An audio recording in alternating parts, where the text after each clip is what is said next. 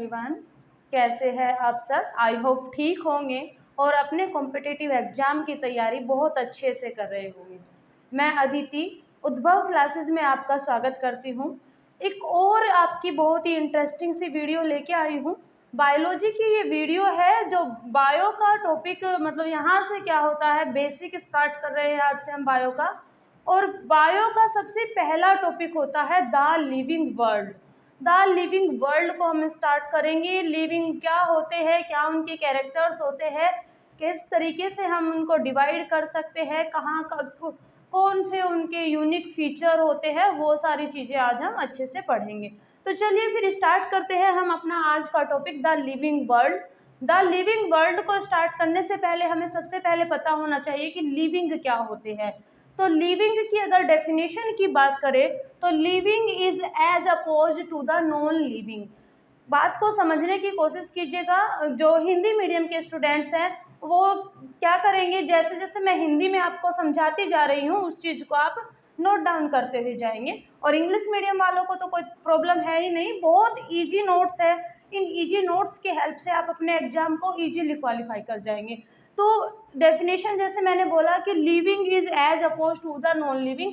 Living क्या होते हैं, नॉन लिविंग के अपोजिट होते हैं। कैसे होते हैं कि उनके कैरेक्टर्स को अगर देखें तो लिविंग क्या होते हैं, नॉन लिविंग के मतलब एक तरीके से अपोज होते हैं, उनसे अलग होते हैं। उनके फीचर्स को देख लेते हैं कि क्या फीचर होते हैं। लिविंग ग्रोथ करते हैं, लिविंग ग्रोथ करते हैं। नॉन लिविंग हम लोग कहेंगे कि नॉन लिविंग में ग्रोथ नहीं होती है, लेकिन कुछ एक तरफ से कुछ ऐसे आपके नॉन लिविंग थिंग्स मिलेगी जिनमें आपके ग्रोथ भी पाई जाएगी, लेकिन वो ग्रोथ क्या होगी, वो ग्रोथ बाहर की तरफ होगी, जैसे पहाड़ का बढ़ना। तो इस चीज़ को हम बाद में पढ़ेंगे कि ग्रोथ कैसे होती है। तो लिविंग क्या करते हैं, ग्रोथ करते हैं। लिविंग में रिप्रोडक्शन पाया जाता है, नॉन लिविंग रिप्रोडक्शन नहीं करते हैं। उसके बाद लिविंग क्या करते हैं, living ability to sense environment. Living organism में एनवायरनमेंट को सेंस करने की, एनवायरनमेंट को पहचानने की क्या होती है, एबिलिटी होती है। मान लीजिए आपको धूप में खड़ा कर दीजिए, आप कितना टाइम तक धूप में, जब तक आप सहन कर सकते हैं तब तक आप धूप में खड़ा रहेंगे। उसके बाद क्या होंगे, एक जगह से दूसरी जगह आप हट जाएंगे, छाया में आप चले जाएंगे। लेकिन नॉन लिविंग को आप अगर धूप में रख रहे हो तो नॉन लिविंग क्या है, धूप में ही रहेगा, वहां से वो मूवमेंट नहीं करेगा, वहां ऐसे के ऐसा ही रहेगा। उसके बाद दूसरी बात आती है कि मेटाबॉलिज्म। लिविंग ऑर्गेनिज्म में मेटाबॉलिक रिएक्शन होती है, नॉन लिविंग में मेटाबॉलिक रिएक्शन नहीं होती है। Ability to self replicate. जो लिविंग ऑर्गेनिज्म होते हैं वो रेप्लिकेशन करते हैं। रेप्लिकेशन क्या होता है, सेल्फ रेप्लिकेट करते हैं। रेप्लिकेशन क्या होता है, रेप्लिकेशन एक डीएनए से दूसरे डीएनए के बनने को हम क्या कहते हैं, रेप्लिकेशन कहते हैं। उसके बाद सेल्फ ऑर्गेनाइज, खुद को ऑर्गेनाइज करता है और एक तरह से अपने आप को पूरी तरीके से ऑर्गेनाइज करके रखता है, सेल्फ ऑर्गेनाइज होता है। और इंटरेक्ट करता है, इंटरेक्ट मतलब इंटरेक्शन करता है एनवायरनमेंट के और अपने लिविंग अपने बीच में क्या होता है, इंटरेक्शन करता है, ताकि उसे अपनी बेसिक नीड्स है वो पूरी हो सके। उसके बाद इन्हीं जो हमारे फीचर्स है, जो हमने जनरल फीचर्स पढ़े, इनको ही अब डीपली पढ़ लेते हैं कि ग्रोथ क्या होता है। ग्रोथ की डेफिनेशन को पढ़ेंगे तो ग्रोथ की डेफिनेशन की बात करें तो increase in number of mass, cell के नंबर और मास को इन बढ़ने को हम क्या कहते हैं, ग्रोथ कहते हैं। किसी भी सेल के मास में और नंबर में अगर इंक्रीज सेल का मास और नंबर अगर इंक्रीज हो रहा है तो हम कह सकते हैं कि ग्रोथ हो रही है। ग्रोथ किस किस में पाई जाती है, ग्रोथ दोनों में पाई जाती है, लिविंग में भी पाई जाती है और नॉन लिविंग में भी पाई जाती है। लेकिन यहाँ अंतर ये होता है कि जो लिविंग होते हैं, लिविंग में इंट्रिंसिक होती है। इंट्रिंसिक मतलब अंदर की तरफ होती है। मान लीजिए किसी की हाइट बढ़ रही है, हमको बाहर से दिखाई दे रही है, लेकिन अंदर भी क्या हुआ, उसकी सेल की मास में और उसकी सेल के नंबर में क्या हुआ, ग्रोथ हुआ। वो अंदर की तरफ भी ग्रोथ हुई और बाहर की तरफ भी हुई। लेकिन नॉन लिविंग में क्या है, नॉन लिविंग में एक्सट्रिंसिक होता है, बाहर की तरफ होता है। जैसे एग्जाम्पल दे सकते हैं कि ये कोई पहाड़ है, तो ये पहाड़ क्या है, यहाँ अंदर की तरफ नहीं बढ़ रहा है। ये पहाड़ क्या है, यहाँ बाहर की तरफ बढ़ रहा है, बाहर की तरफ इसमें ग्रोथ हो रही है, इसका साइज बाहर की तरफ। कूड़े के ढेर को आप, सबसे इजी एग्जांपल है कि कूड़े के ढेर को आप समझ सकते हैं कि कूड़े का ढेर है वो क्या है, जैसे मान लिया कूड़ा डाला, वो ऐसा नहीं कि उसमें अंदर की तरफ ग्रोथ हो रही है, वो अंदर बढ़ता जा रहा है, वो एक साथ इकट्ठा होता जा रहा है, वो बाहर बढ़ रहा है। तो ये क्या है, ग्रोथ क्या है, दोनों में होती है, लिविंग में भी नॉन लिविंग में भी, लेकिन लिविंग में इंट्रिंसिक। ग्रोथ के बाद अब सेकंड जो सबसे यूनिक फीचर होता है वो होता है रिप्रोडक्शन।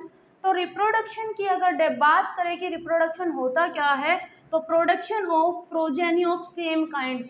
अब किसी भी लिविंग ऑर्गेनिज्म को अपने ही जैसे या सेम काइंड प्रोजेनी को प्रोड्यूस करने के प्रोसेस को हम रिप्रोडक्शन कहते हैं।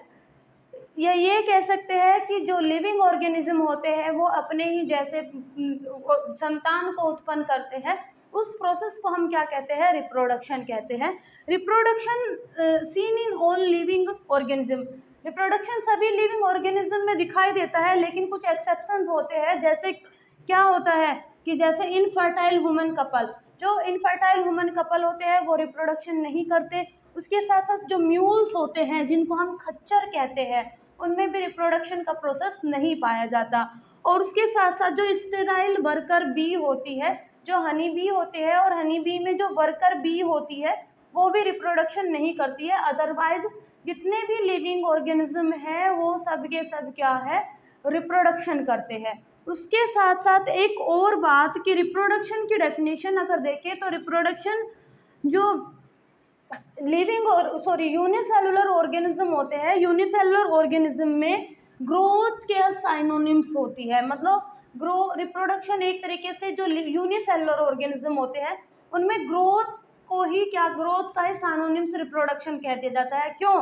क्योंकि जो यूनिसेलुलर ऑर्गेनिज्म होते हैं उनमें ग्रोथ फिजन से होती है, मल्टीपल फिजन से होती है, रीजनरेशन से होती है। कैसे कि कोई भी एक पार्ट, मान लीजिए ये लिविंग यूनिसेलुलर ऑर्गेनिज्म है, इसने क्या किया, धीरे धीरे इसमें ग्रोथ हुई, और ग्रोथ होने के बाद इसी वजह से ये क्या है, दो पार्ट में डिवाइड हो गया। कई बार ये ग्रोथ होती है, कई पार्ट में डिवाइड हो जाता है। तो जैसे ही ग्रोथ होगी, ग्रोथ होके वो क्या होगा, वो टूट जाएगा, टुकड़ों में डिवाइड हो जाएगा। उसी से क्या होगा, एक ऑर्गेनिज्म से दूसरा ऑर्गेनिज्म बन जाता है। तो ये कहा जाता है कि लिविंग जो यूनिसेलुलर ऑर्गेनिज्म होते हैं, यूनिसेलुलर ऑर्गेनिज्म में रिप्रोडक्शन ग्रोथ का साइनोनिम्स होता है, लेकिन मल्टीसेलुलर ऑर्गेनिज्म में ऐसा नहीं होता है। मल्टीसेलुलर ऑर्गेनिज्म में ये एक अलग प्रोसेस होता है।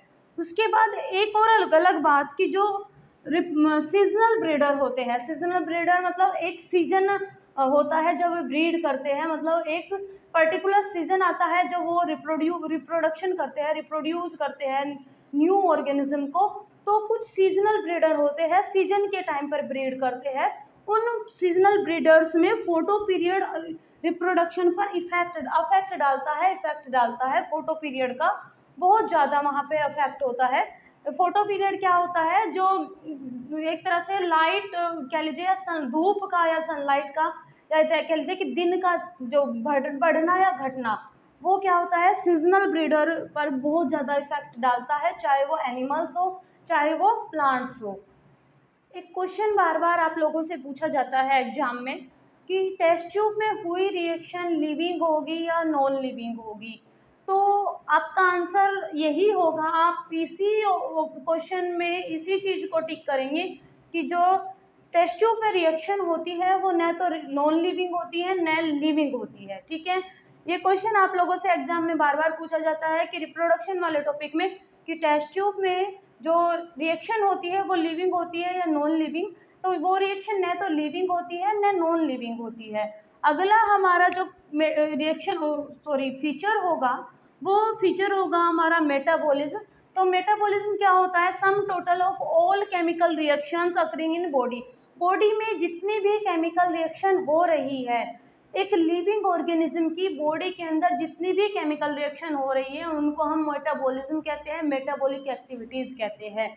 जैसे डाइजेशन का प्रोसेस चल रहा है, रेस्पिरेशन हो रहा है, सर्कुलेशन हो रहा है, जितना भी हमारा ट्रांसपोर्ट हो रहा है आपका मिनरल्स का, जो आपके न्यूट्रेंट्स हैं उनका, तो जितनी भी ये हमारी बॉडी के अंदर रिएक्शन हो रही है उनके टोटल को हम क्या कह रहे हैं, मेटाबॉलिज्म कह रहे हैं।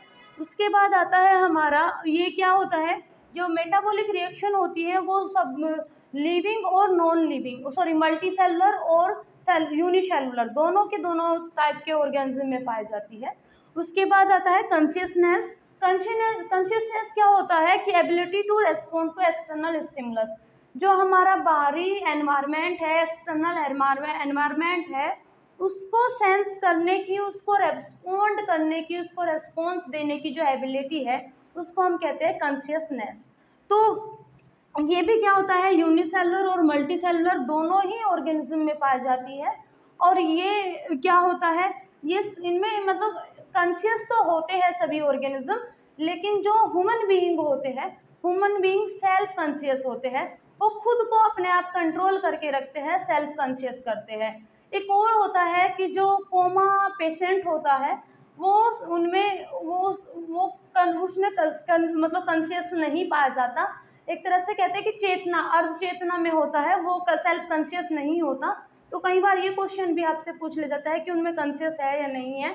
तो जो पेशेंट है कोमा वाला, उसमें चेतना मतलब एक तरह से मर्त शरीर है वो, तो उसमें कॉन्शियस का नहीं पाया जाता, उसको लिविंग और नॉन लिविंग दोनों के बीच में रखा जाता है। न तो उसको हम लिविंग कह सकते हैं, न उसको हम नॉन लिविंग कह सकते हैं।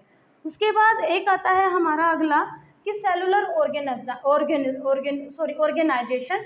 तो जितने भी लिविंग ऑर्गेनिज्म होते हैं उनमें सेलुलर ऑर्गेनाइजेशन पाया जाता है, चाहे वो प्लांट्स हो, चाहे वो एनिमल्स हो।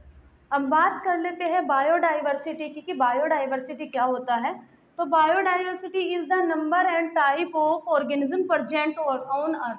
अर्थ पर जितने भी टाइप के ऑर्गेनिज्म प्रेजेंट है, जितनी संख्या में प्रेजेंट है, उन सब को मिला के हम लोग क्या कहते हैं, बायोडाइवर्सिटी कहते हैं। मतलब जितने भी, चाहे आपके किसी भी टाइप के ऑर्गेनिज्म है, कितने भी संख्या में है, उन सब को मिला लिया, उनका सम टोटल किया, उसको क्या कहते हैं, बायोडाइवर्सिटी। लगभग आपका 1.7 से लेके 1.8 मिलियन के बीच में आपके लिविंग ऑर्गेनिज्म इस अर्थ पर प्रेजेंट है।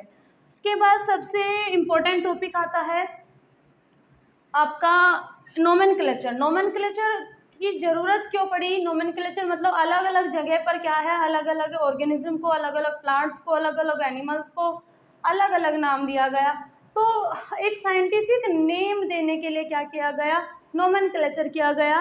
कि as local name vary from place to place, local name था कि वो अलग अलग जगह पर अलग अलग नाम थे, तो वहाँ पे क्या है कि स्टैंडर्ड नेम देने की ज़रूरत पड़ी लिविंग ऑर्गेनिज्म को, और इस प्रोसेस को हमने क्या कहा, नोमेनक्लेचर कहा।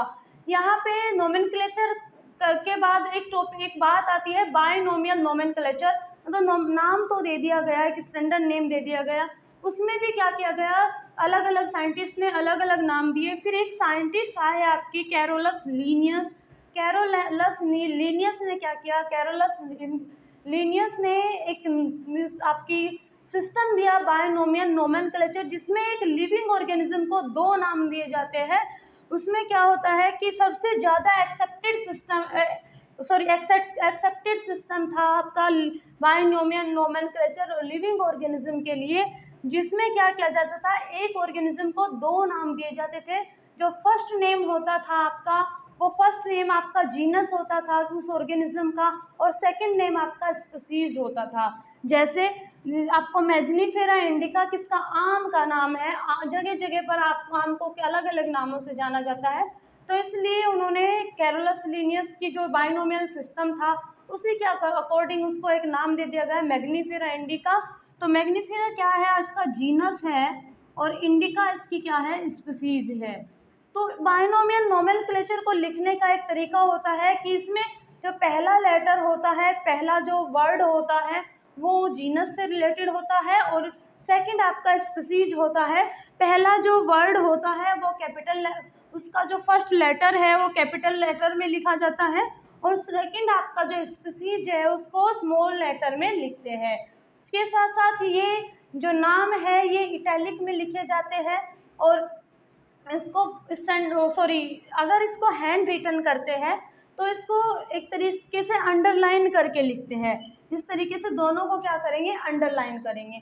तो फ्रेंड्स, ये था हमारा आज का टॉपिक। अगर आपको मेरी वीडियो अच्छी लगती है, लाइक कर देना, चैनल को सब्सक्राइब कर देना। Thank you.